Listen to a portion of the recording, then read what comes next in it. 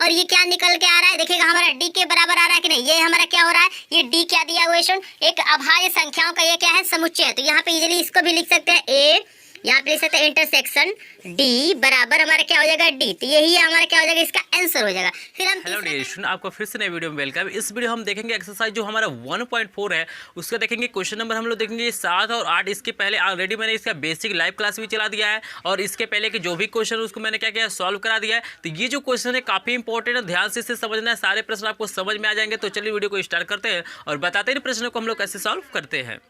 तो देखिए स्टूडेंट, जो हमारा 7 नंबर प्रश्न है दिया हुआ है कि ए बराबर हमको दिया है एक्स सच डेट एक्स एक प्राकृतिक संख्या है, बी बराबर दिया है एक्स सच डेट एक्स एक सम प्राकृतिक संख्या है, यहाँ पे दिया है सी बराबर एक्स सच डेट एक्स एक क्या है, विषम प्राकृतिक संख्या है, डी दिया हुआ है एक्स सच डेट एक्स एक अभाज्य संख्या है। तो सबसे पहले ना हमें क्या करना है, इनको लिख लेना है। जैसे ये मान लीजिए शब्द के रूप में दिया है तो हम क्या करेंगे, इन्हें अंक के रूप में लेंगे, आसानी से इसको सॉल्व करेंगे, क्योंकि सब में हमसे क्या कर रहा है, इंटरसेक्शन पूछ रहा है। इंटरसेक्शन का मतलब क्या होता है, जो दोनों में क्या होता है, कॉमन होता है। इसको मैंने ऑलरेडी आपको बता दिया है, तो आसानी से सभी प्रश्नों को सॉल्व करेंगे। सबसे पहले हम लिख लेते हैं ए बराबर, तो देखिएगा यहाँ पे शब्द के रूप में दिया है तो इसको अंक के रूप में लिखे, तो ये प्राकृतिक संख्या है। तो प्राकृतिक संख्या में हमारा क्या हो जाएगा, 1 हो जाएगा, 2 हो जाएगा, 3 हो जाएगा, 4 हो जाएगा, 5 हो जाएगा, डैश डैश करके हमारा पूरा यहाँ अनंत तक हो जाएगा। ठीक है ना। इसी प्रकार देखिएगा बी बराबर यदि हम लिखें तो बी बराबर क्या हो जाएगा, यहाँ पे ध्यान से देखिए, कह रहा है एक सम प्राकृतिक संख्या कहाँ से चालू होता है, 2 4 6 8 10। ये सबको पता है, इसमें तो कोई डाउट नहीं है।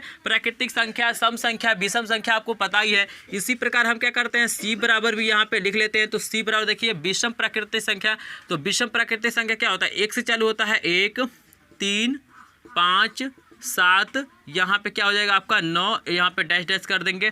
ठीक है। डी बराबर देखिए, डी बराबर हमारा क्या दिया हुआ है, देखिए डी बराबर दिया है हमको एक अभाज्य संख्या। तो आप अभाज्य संख्या जानते हैं, 2 से चालू होता है, तो 2 हो जाएगा, 3 हो जाएगा, 5 हो जाएगा, 7 हो जाएगा, 11 हो जाएगा, डैश डैश यहाँ पे कर देंगे। अभाज्य संख्या का मतलब क्या होता है, जो क्या होता है अपने आप से कटता है और 1 से कटता है, इसके अलावा किसी भी संख्या से क्या होता है वो नहीं कटता है। ठीक है ना। तो यहाँ पे आपको याद रखना, एक जो हमारा होता है न भाज्य होता है, न क्या होता है हमारा अभाज्य होता है। ये हमारा क्या होता है, विषम संख्या होता है, लेकिन अभाज्य संख्या में इसको नहीं लिखा जाता। अब आसानी से इसको सॉल्व कर सकते हैं। तो पहला हम लिख लेते हैं, यहाँ पे सोल्यूशन पूछ रहा है ए इंटरसेक्शन बी का मान बताइए बराबर, यहाँ पे हम ब्रैकेट बनाएंगे और यहाँ पे पूछ रहा है कि भाई दोनों में जो कॉमन उसको लिखिए। तो ए देखिएगा यहाँ पे है और हमारा बी कहाँ पे, यहाँ पे। तो दोनों में कॉमन क्या, एक तो कॉमन है नहीं, 2 है, फिर क्या नजर आ रहा है, 4 नजर आ रहा है। फिर यहाँ पे देखिए जब आगे बढ़ाएंगे तो 5 के पास 6 भी आएगा, क्योंकि प्राकृतिक संख्या है। तो ए आपका 6 7 8 9 आएगा, तो यहाँ पे क्या हो जाएगा आपका 6 आएगा, फिर हमारा क्या हो जाएगा 8 आएगा। इस तरह से करके हमारी संख्याएं आती रहेंगी। तो हम क्या देख रहे हैं, यहाँ पे आप लोग ध्यान से देखेंगे तो आप लोग पाएंगे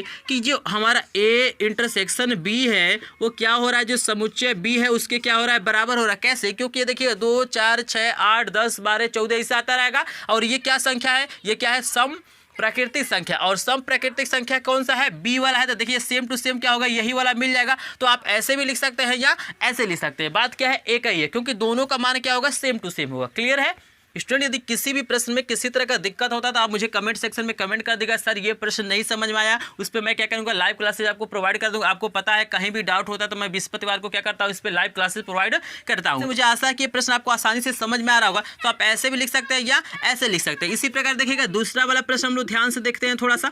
यहाँ पे देखिएगा दूसरे 7वें का दूसरा वाला कह रहा है ए इंटरसेक्शन सी निकालना है, ए इंटरसेक्शन सी निकालना है। ठीक है ना। तो यहाँ पे हम ब्रैकेट बनाते हैं और देखते हैं भाई ए हमारा ये है, सी हमारा ये है। तो दोनों में क्या कॉमन है, तो एक कॉमन है तो हम एक को पहले लिख लेते हैं। फिर देखिएगा 3 कॉमन है तो 3 को लिखते हैं, 4 तो है नहीं, 5 है तो 5 को लिखते हैं, फिर हमारा 7 भी आएगा, फिर 9 भी आएगा। तो ये संख्याएं क्या मिली हैं, यहाँ पे विषम संख्या। ये जो हमारा क्या है, सी के बराबर हो रहा है। एक क्या है, विषम प्राकृतिक संख्याओं का क्या है, ये समुच्चय। तो यहाँ पे इसी को हम लोग ऐसे लिख सकते हैं कि ये इंटरसेक्शन सी बराबर हमारा हो जाएगा सी। तो दोनों तरीका होता है आपको लिखने का, जैसे चाहे आप लोग लिख सकते हैं। और मुझे आशा है कि प्रश्न आपको समझ में आ रहा है। प्रश्न समझ में आ रहा है तो वीडियो को लाइक कीजिएगा, चैनल पर नए हो चैनल को सब्सक्राइब कीजिएगा, क्योंकि क्लास 10th और 11th का पूरा कोर्स यहीं पे आपको प्रोवाइड किया जाता है, साइंस हो, इंग्लिश हो, मैथ हो। तो चलिए 2 प्रश्न आपका हो गया, इसका स्क्रीनशॉट ले लीजिए। फिर हम देखते हैं प्रश्न नंबर 3 को। देखिए स्टूडेंट हमारा 7वां का जो तीसरा है क्या पूछ रहा है, यहाँ पे ध्यान से देखिएगा। कह रहा है ए हमें निकालना है ए इंटरसेक्शन डी बराबर। तो भाई इंटरसेक्शन का मतलब मैंने आपको यही बताया कि जो दोनों में कॉमन होता है। तो ए हमारा कहाँ है भाई, यहाँ पे है, और डी वाला कहाँ है, यहाँ है। तो इन दोनों में क्या है, पहले तो 2 कॉमन है 2 के बाद से हमारा क्या है 3 कॉमन है, 3 के बाद से हमारा 5 है, 5 के बाद से 7 आएगा, 7 के बाद से 11 आएगा, क्योंकि अभी इसको बढ़ाना है ना, 5 तक हमने प्राकृतिक संख्या लिखा है, तो 5 6 7 8 9 10 11 12 13 ये बढ़ता जाएगा, तो ये हमारा सिंपली कॉमन हो जा रहा है। और ये क्या निकल के आ रहा है, देखिएगा हमारा डी के बराबर आ रहा है कि नहीं, ये हमारा क्या हो रहा है, ये डी क्या दिया हुआ है, एक अभाज्य संख्याओं का ये क्या है, समुच्चय है। तो यहाँ पे इजीली इसको भी लिख सकते हैं ए, यहाँ पे लिख सकते हैं इंटरसेक्शन डी बराबर हमारा क्या हो जाएगा डी, तो यही हमारा क्या हो जाएगा, इसका आंसर हो जाएगा। फिर हम तीसरा कर चुके हैं, अब देखते हैं चौथा नंबर क्या कह रहा है। तो चौथा कह रहा है हमसे कि बी इंटरसेक्शन सी निकालिए, बी इंटरसेक्शन सी निकालना है। तो चलिए देखते हैं इन दोनों में क्या कॉमन आता है। तो देखिएगा बी वाला मेरे पास ये है और हमारा सी वाला ये है, तो इन दोनों में क्या कॉमन आ सकता है। तो 2 तो कॉमन है नहीं, यहाँ पे देखिएगा 4 भी कॉमन नहीं है, 8 भी कॉमन नहीं है, क्योंकि ये हमारा क्या है विषम संख्या है, ये हमारा क्या है सम संख्या है। तो इसमें दोनों में कुछ भी कॉमन नहीं आता है। जहाँ पे कुछ भी कॉमन नहीं आता है वहाँ पे जो हमारा इंटरसेक्शन होता है वो क्या होता है, 5 होता है। क्लियर है, क्या होता है, एक रिक्त समुच्चय होता है, रिक्त समुच्चय हर एक का क्या होता है, इंटरसेक्शन होता है। तो क्लियर है, जहाँ पे कुछ भी कॉमन नहीं आया तो वहाँ पे आपको क्या कर देना, सिंपली 5 लिख देना। तो ये तो हमारा हो गया, ये तीसरा नंबर, ये चौथा नंबर। अब चलिए हम देख लेते हैं 5 नंबर और 6 नंबर का सोल्यूशन कैसे करते हैं और उसका उत्तर क्या होता है। तो देखिए 5 नंबर का हम लोग सोल्यूशन करते हैं। तो 5 पूछ रहा है बी इंटरसेक्शन डी। तो बी इंटरसेक्शन डी में सबसे पहले देख लेते हैं कॉमन कुछ है क्या। यहाँ पे बिल्कुल कॉमन है, तो कॉमन होगा तो यहाँ पे ब्रैकेट लगाएंगे, कॉमन नहीं होगा तो 5 लिख देंगे। तो यहाँ पे कॉमन क्या हो रहा है, 2 कॉमन है, 2 के बाद से यहाँ पे देखिएगा 3 5 7 11 बिल्कुल कुछ कॉमन नहीं होगा, बस क्या होगा 2 कॉमन होगा, तो 2 ही हमारा क्या हो जाएगा यहाँ पे इंटरसेक्शन। इजीली यहाँ पे आप लोग कर सकते हैं, बस इंटरसेक्शन में यही याद रखना है कि आपको कॉमन को लिखना है। एक हमारा आता है यूनियन, तो यूनियन का सिंबल ऐसे होता है और इंटरसेक्शन का ऐसे होता है। इसके बारे में डिटेल में बताया तो वीडियो का लिंक आपको डिस्क्रिप्शन में मिलेगा, वहाँ से आप लोग देख सकते हैं। ये 5 नंबर हो गया। अब 6ठा नंबर भी देख लेते हैं, चूंकि 7 नंबर में 6 प्रश्न दिया हुआ है, ठीक है ना। तो 6 नंबर दिया है C intersection D, C intersection दिया हुआ है हमको डी। तो यहाँ पे देखिएगा सी कहाँ पे है, ये है, और डी हमारा क्या है यहाँ पे। तो इसमें कॉमन हमारा क्या क्या आ सकता है, एक बार हम लिख लेते हैं यहाँ पे ब्रैकेट बना के।